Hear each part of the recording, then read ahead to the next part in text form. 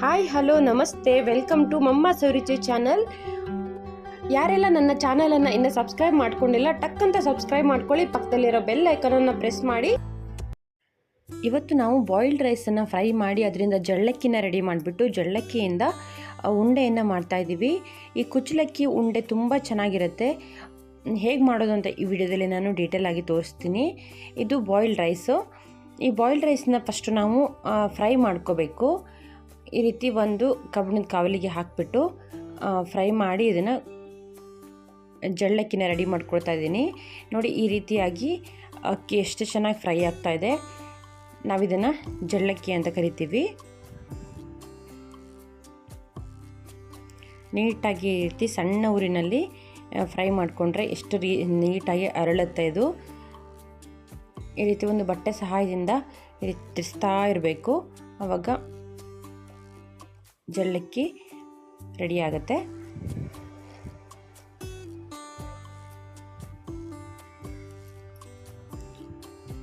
ಇದನ್ನು ಹಾಗೆ ತಿನ್ನೋದಕ್ಕೆ ಕೂಡ ತುಂಬ ಚೆನ್ನಾಗಿರುತ್ತೆ.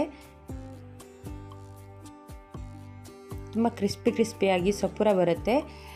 ಹಾಗೆ ತಿನ್ನೋದಕ್ಕೂ ಕೂಡ ತುಂಬಾ ಚೆನ್ನಾಗಿ ಅನಿಸುತ್ತೆ.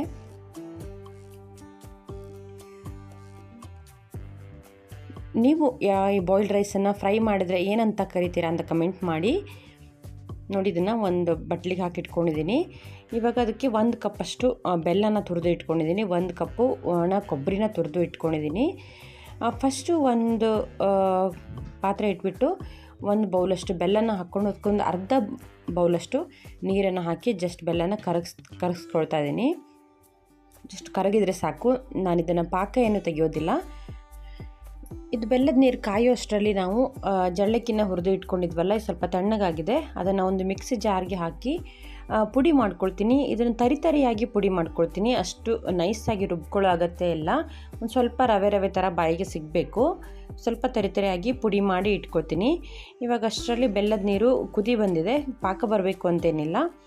ನಾವಿಲ್ಲಿ ಕೊಬ್ಬರಿನ ತುರಿನ ಇಟ್ಕೊಂಡಿದ್ವಲ್ಲ, ಅದನ್ನು ಹಾಕಿಬಿಟ್ಟು ಸ್ವಲ್ಪ ಬೇಯಿಸ್ಕೊಳ್ತಾ ಇದ್ದೀನಿ ಚೆನ್ನಾಗಿ. 1-2 ನಿಮಿಷ ಬೆಲ್ಲದಲ್ಲಿ ಬೇಯಿಸ್ಕೋಬೇಕು. ಆಮೇಲೆ ಒಂದು ಸ್ವಲ್ಪ ನಾನು ಏಲಕ್ಕಿ ಪುಡಿನ ಹಾಕ್ಕೊಳ್ತಾ ಇದ್ದೀನಿ. ಚೆನ್ನಾಗಿ ಕೊಬ್ಬರಿ ಬೆಲ್ಲದಲ್ಲಿ ಬೇಯೋದಕ್ಕೆ ಬಿಡ್ತಾ ಇದ್ದೀನಿ. ಈ ರೀತಿ ಮಿಕ್ಸ್ ಮಾಡಿಕೊಂಡು ಬೇಯಿಸ್ಕೊಳ್ಬೇಕು.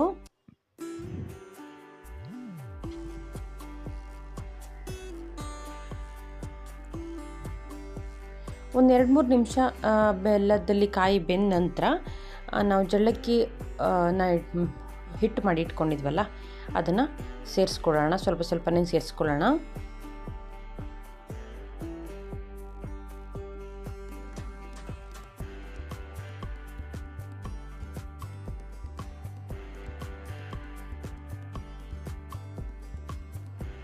ನಾನಿಷ್ಟು ಅದನ್ನು ರುಬ್ಕೊಂಡಿದ್ದೆ, ಸ್ವಲ್ಪ ತರಿಯಾಗಿಯೇ ಇದೆ. ಇದಿವಾಗ ಚೆನ್ನಾಗಿ ಬೆಲ್ಲದಲ್ಲಿ ಬೇಯಬೇಕು. ಬೆಲ್ಲದ ಪಾಕ ಏನು ಮಾಡ್ಕೊಂಡಿಲ್ಲ, ಹಾಗೆಯೇ ಬೆಲ್ಲದಲ್ಲಿ ನೀಟಾಗಿ ಬೆಂದರೆ ಸಾಕಾಗುತ್ತೆ. ಉಂಡೆ ಕಟ್ಟೋದಕ್ಕೆ ಕೂಡ ತುಂಬ ಚೆನ್ನಾಗಿ ಬರುತ್ತೆ. ಸ್ವಲ್ಪ ನಾವು ತರಿ ಇರೋದ್ರಿಂದ ಇದೆಲ್ಲ ಬೆಲ್ಲ ಹೀರ್ಕೊಳ್ಳುವಷ್ಟು ಬೇಯಬೇಕು. ಸಣ್ಣ ಊರಿನಲ್ಲಿ ಒಂದು 5 ನಿಮಿಷ ಬೇಯಿಸ್ಕೊಂಡ್ರೆ ಸಾಕಾಗುತ್ತೆ. ನಾನು ಮಿಕ್ಕಿರೋ ಹಿಟ್ಟನ್ನು ಕೂಡ ಸೇರಿಸ್ಕೊಳ್ತಾ ಇದ್ದೀನಿ.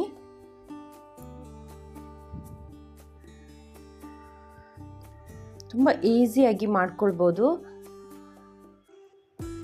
ಮಕ್ಕಳಿಗೂ ಕೂಡ ಕೊಡ್ಬೋದು, ತುಂಬ ಇಷ್ಟಪಟ್ಟು ತಿಂತಾರೆ. ಮನೆಯಲ್ಲೇ ಸಿಗುವಂತಹ ಐಟಮಿಂದ ನಾವು ಈಸಿಯಾಗಿ ಒಂದು ಉಂಡೆನ ಮಾಡಿ ಕೊಡ್ಬೋದು. ನಾವು ಇದರಲ್ಲಿ ಸಕ್ಕರೆ ಕೂಡ ಬಳಸ್ತಾ ಇಲ್ಲ, ಹಾಗಾಗಿ ಆರೋಗ್ಯಕ್ಕೂ ಕೂಡ ತುಂಬ ಒಳ್ಳೆಯದು.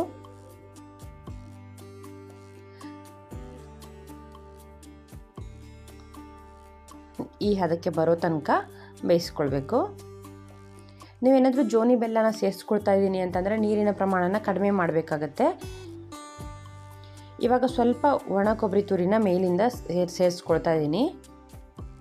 ಬೇಕಂದರೆ ಸೇರಿಸ್ಕೊಳ್ಬೋದು, ಬೇಡ ಅಂದರೆ ಸ್ಕಿಪ್ ಮಾಡ್ಬೋದು. ಇವಾಗ ಸ್ವಲ್ಪ ಉಪ್ಪನ್ನು ಸೇರಿಸ್ಕೊಂಡು ಒಂದು ಸಲ ಹಾಗೆಯೇ ಚೆನ್ನಾಗಿ ಮಿಕ್ಸ್ ಮಾಡಿ ಸ್ವಲ್ಪ ತಣ್ಣಗಾಗೋದಕ್ಕೆ ಬಿಟ್ಟು ಆಮೇಲೆ ಉಂಡೆಗಳನ್ನ ಕಟ್ಕೊಳ್ತೀನಿ. ಸ್ವಲ್ಪ ತಣ್ಣಗಾದ್ಮೇಲೆ ಒಂದು ಬಟ್ಲಿಗೆ ಹಾಕಿಬಿಟ್ಟು ಒಂದು ಸ್ವಲ್ಪ ಕೈಗೆ ತುಪ್ಪ ಅಥವಾ ಎಣ್ಣೆನ ಸವರ್ಕೊಂಡು ಈ ರೀತಿಯಾಗಿ ಗಟ್ಟಿಯಾಗಿ ಉಂಡೆಗಳನ್ನು ಕಟ್ಟಿ, ರವೆ ಉಂಡೆ ಕಟ್ತೀವಲ್ಲ ಆ ರೀತಿ ಗಟ್ಟಿಯಾಗಿ ಕಟ್ಟಿಬಿಟ್ಟು ಒಂದು ಬಟ್ಲಿಗೆ ಹಾಕಿಟ್ಕೊಳ್ಳೋಣ. ನೋಡಿ ನಾವು ತಗೊಂಡಿರೋ ಹದ ಕರೆಕ್ಟಾಗಿ ಉಂಡೆ ಕಟ್ಟಲಿಕ್ಕೆ ಬರುತ್ತೆ. ಉಂಡೆ ತುಂಬ ಸಪುರ ಕೂಡ ಬಂದಿರುತ್ತೆ. ನಾವು ಪಾಕ ತೆಗೆದ್ರೆ ಒಂದ್ಸಲ ಪಾಕ ಏರಿಳಿತ ಆಗೋದು ಈ ಥರ ಚಾನ್ಸ್ ಇರುತ್ತೆ. ಹಾಗಾಗಿ ಉಂಡೆ ಗಟ್ಟಿಯಾಗೋ ಚಾನ್ಸು ಕೂಡ ಇರುತ್ತೆ. ಈ ರೀತಿ ಮಾಡೋದ್ರಿಂದ ನಮಗೆ ಉಂಡೆ ಗಟ್ಟಿಯಾಗೋ ಚಾನ್ಸೇ ಇರೋದಿಲ್ಲ. ತುಂಬ ಈಸಿಯಾಗಿ ಮಾಡ್ಕೊಳ್ಬೋದು. ಹಾಗೆಯೇ ಟೈಮ್ ಕೂಡ ಕಡಿಮೆ ಸಾಕು. ನೀವು ಅರ್ಧ ಗಂಟೆಯಲ್ಲಿ ಈ ಉಂಡೆಗಳನ್ನು ಮಾಡ್ಕೊಳ್ಬೋದು. ನೋಡಿದ್ರಲ್ಲ ಎಷ್ಟು ಈಸಿಯಾಗಿ ಜಳ್ಳಕ್ಕಿ ಉಂಡೆಗಳನ್ನು ಮಾಡ್ಕೊಳ್ಬೋದು, ಬಾಯ್ಲ್ಡ್ ರೈಸ್ ಉಂಡೆಗಳನ್ನು ಎಷ್ಟು ಈಸಿಯಾಗಿ ಮಾಡ್ಕೊಳ್ಬೋದು ಅಂತ. ರುಚಿಯಾದ ಹಾಗೆಯೇ ಈಸಿಯಾದ ಉಂಡೆಗಳನ್ನು ಒಂದು ಅರ್ಧ ಗಂಟೆಯಲ್ಲಿ ಮಾಡ್ಕೊಳ್ಬೋದು. ಹಾಗಿದ್ರೆ ಇವತ್ತಿನ ವಿಡಿಯೋ ನಿಮಗೆಲ್ಲರಿಗೂ ಇಷ್ಟ ಆಯಿತು ಅನ್ಕೋತೀನಿ. ಇಷ್ಟ ಆಗಿದರೆ ಒಂದು ಲೈಕ್ ಕೊಡಿ, ಫ್ರೆಂಡ್ಸ್ ಫ್ಯಾಮಿಲಿಯೊಂದಿಗೆ ಶೇರ್ ಮಾಡಿ.